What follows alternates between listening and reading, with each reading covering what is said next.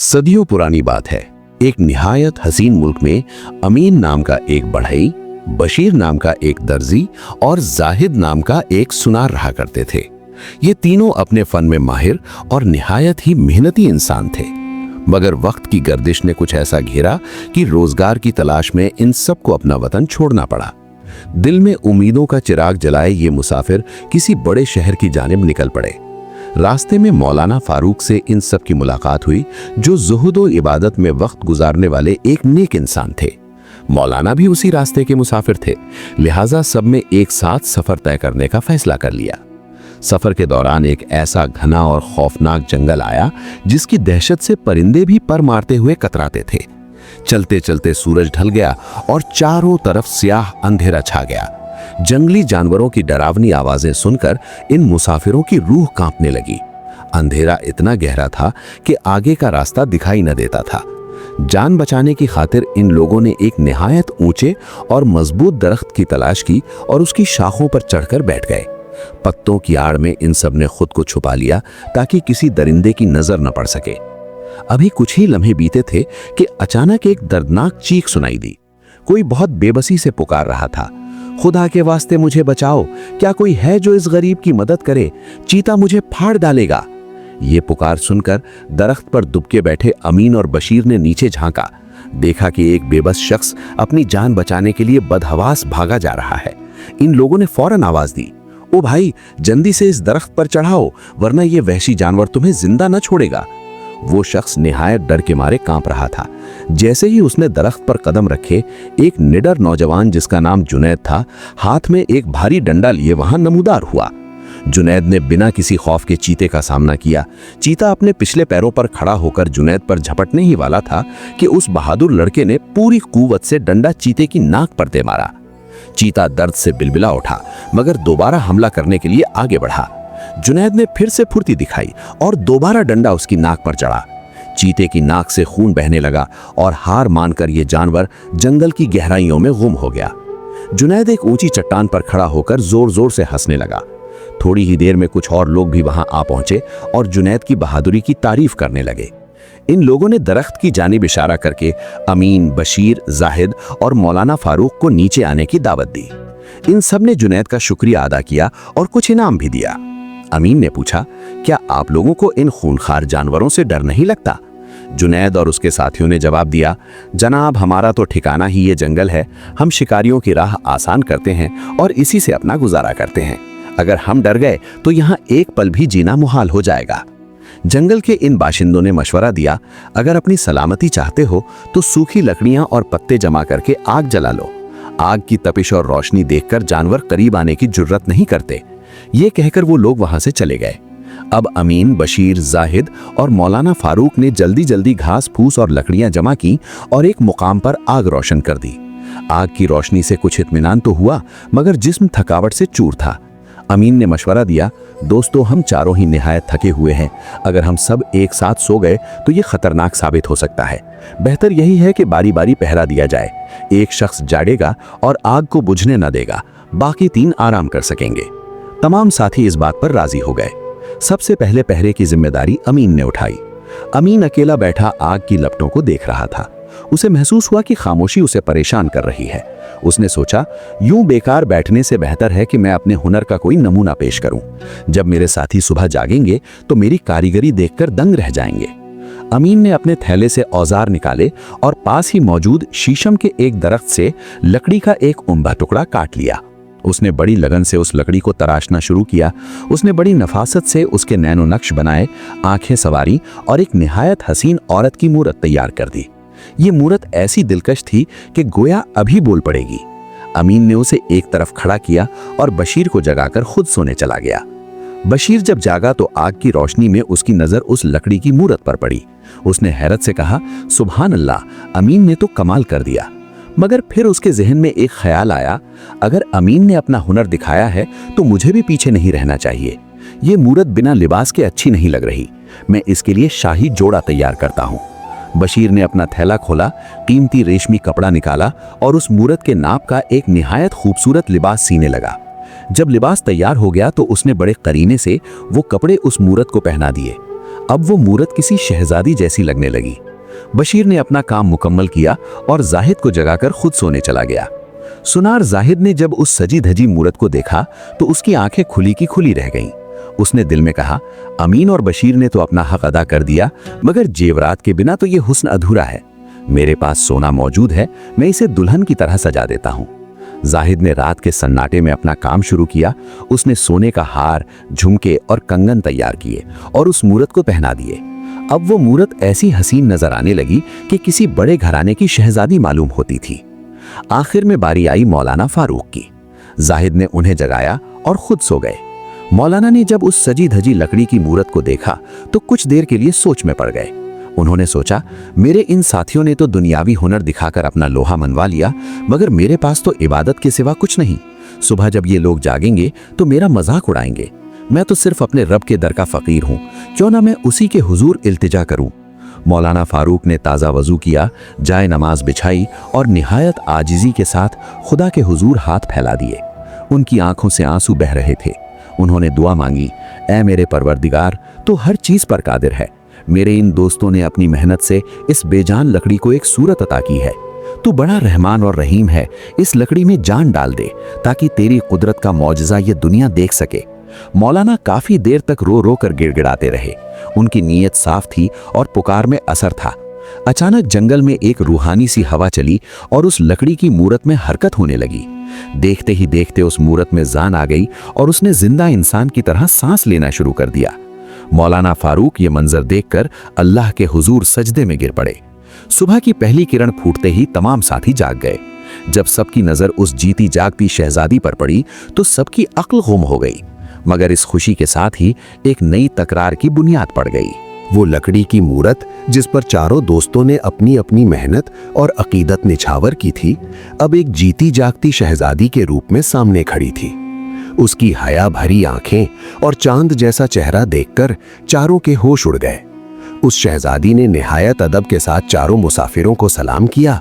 अमीन, बशीर, जाहिद और मौलाना फारूक, जो अब तक बुत बने उसे देख रहे थे, अचानक एक अजीब कश्मकश में फंस गए।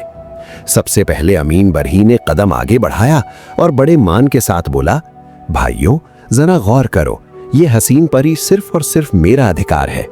अगर मैं इस लकड़ी को तराश कर ये मूरत ना बनाता तो तुम सब अपना हुनर किस पर आजमाते। इस वजूद की बुनियाद मैंने रखी है, इसलिए इससे निकाह करने का पहला हक मेरा है।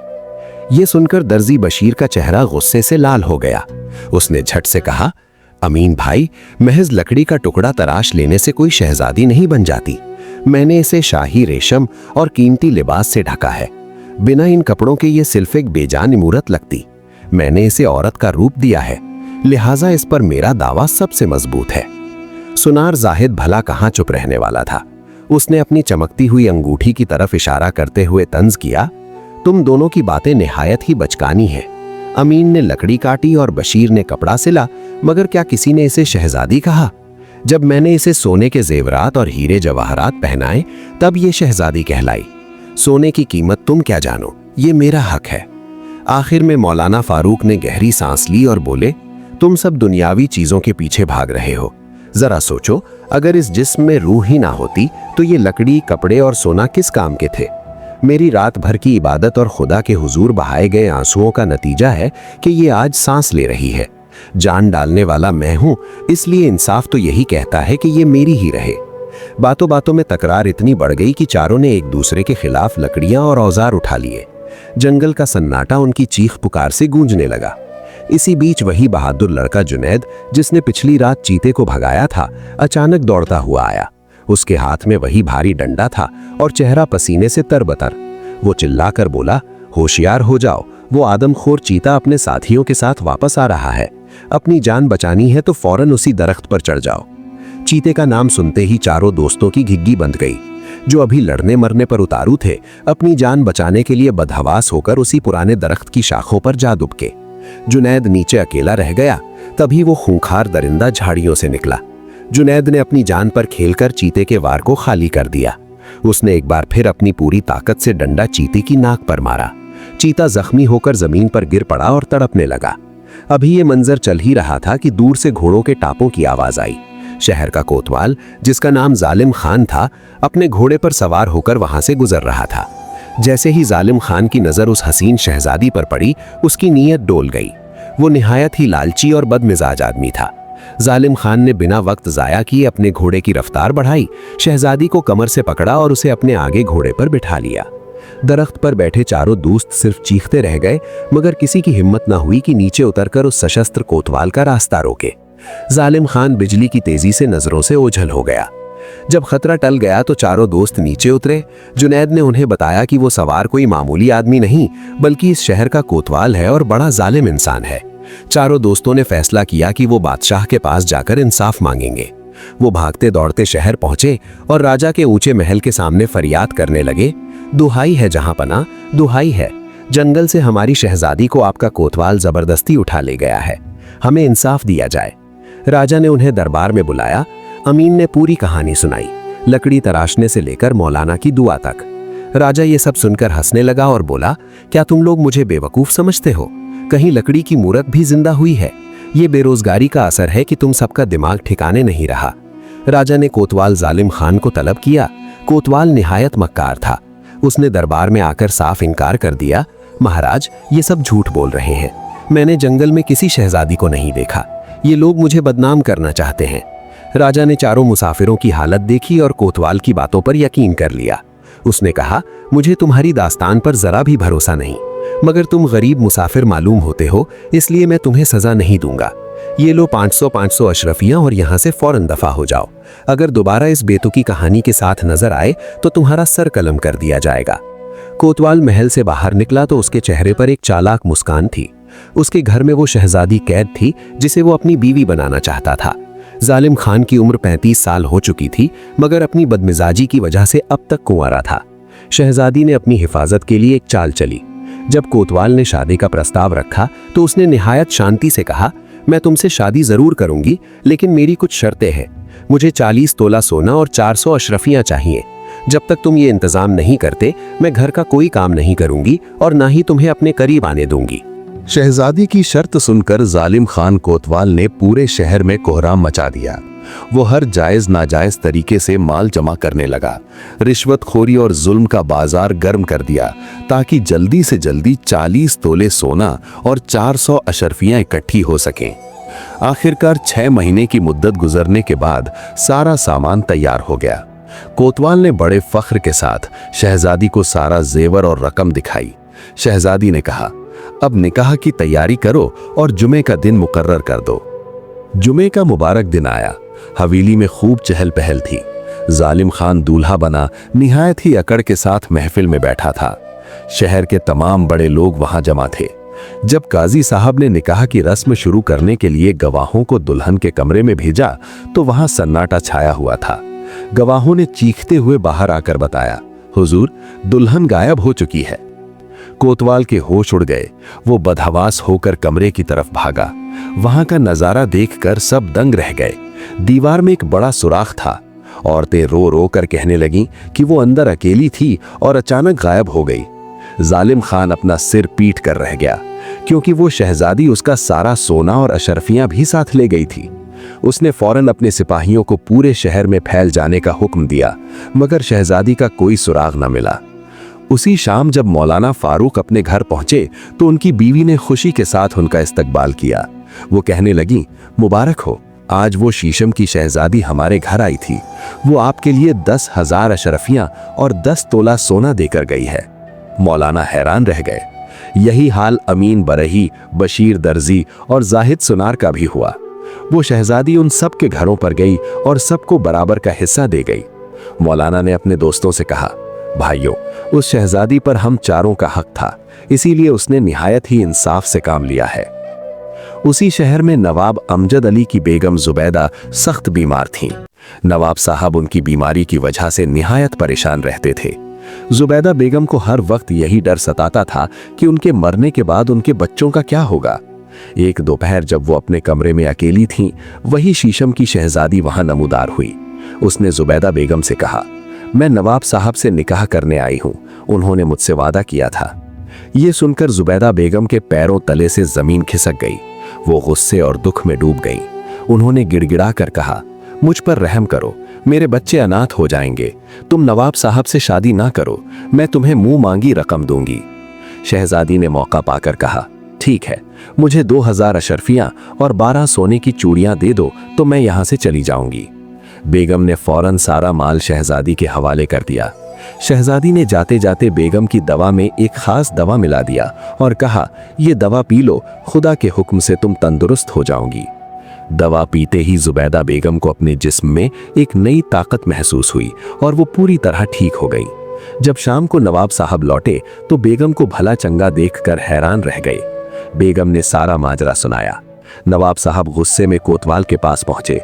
जालिम खान ने उनकी बात सुनी और ठंडी आह भरकर बोला, नवाब साहब, वो शहजादी तो मुझे भी लूट कर ले गई है।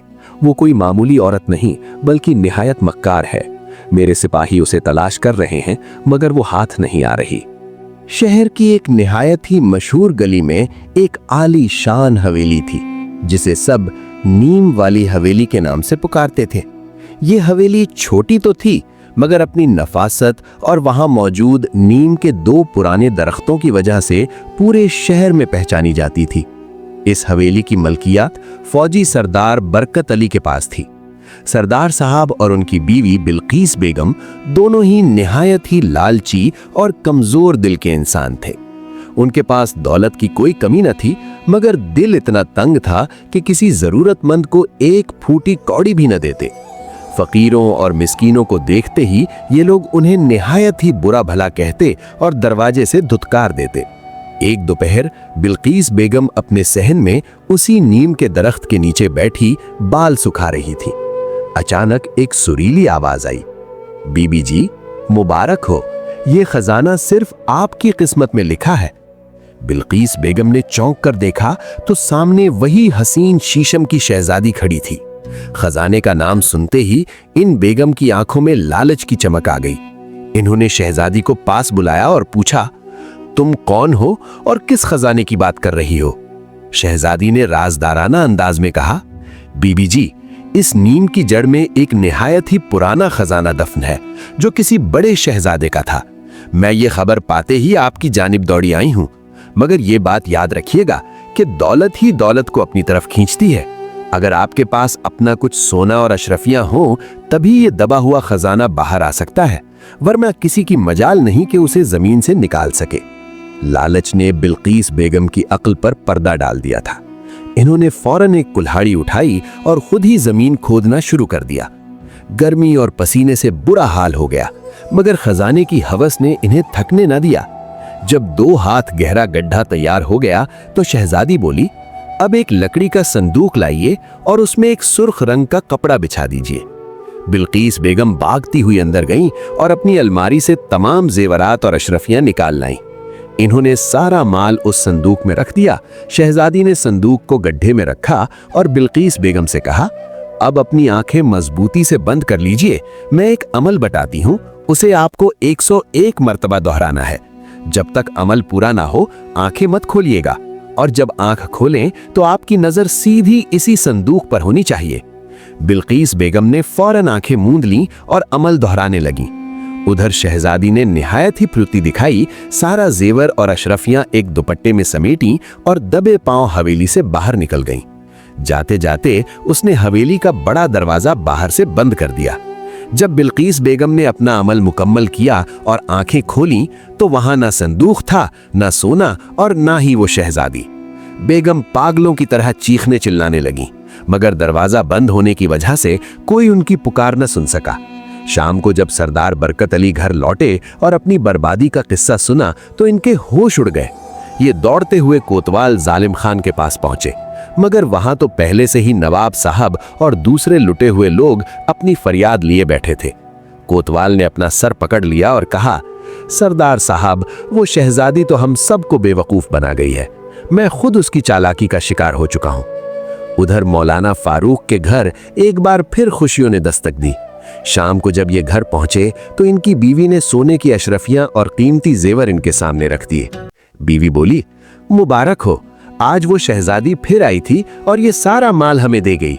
अब हमें किसी की गुलामी की जरूरत नहीं, हम अपनी जमीन खरीदेंगे और सुकून से रहेंगे।